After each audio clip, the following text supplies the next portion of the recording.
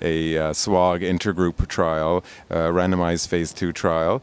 PEGPH20 is a hyaluronic acid inhibitor, and there's very nice preclinical data that combining this agent with chemotherapy will induce increased sensitivity to chemotherapy.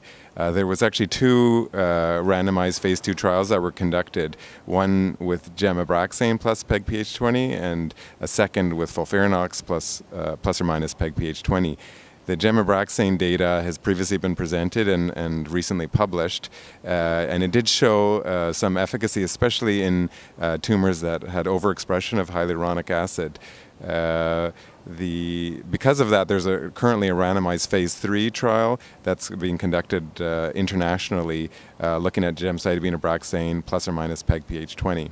The abstract presented today was the second trial that was done, which was with the FOLFIRINOX backbone, and very interestingly, it showed that instead of a benefit, there's actually seemed to be a detriment from the combination, where the survival was significantly longer in the control group of patients that received FOLFIRINOX alone than in the patients that received the combination of FOLFIRINOX and PEGPH20. Yeah, there's a good question about across trial comparisons. I think what this tells us is there's definitely interactions between these agents and the type of chemotherapy backbone that we use, both in terms of potential increases in toxicity, but also potentially from a biological perspective in terms of the interaction between these drugs and inducing tumor sensitivity. That being said, with both the FOLFIRINOX backbone and gemcitabine Abraxane backbone,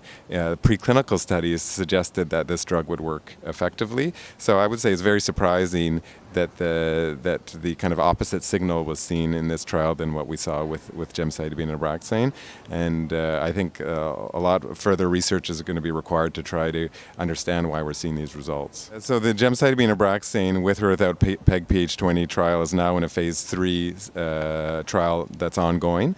That's only in hyaluronic acid expressing tumors, which is in the range of 30 to 40% of all tumors.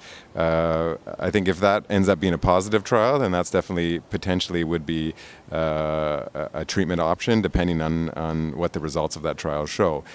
So we kind of eagerly await the results of that study, which is currently ongoing, to give us a sense of whether this may be a new treatment option in the future.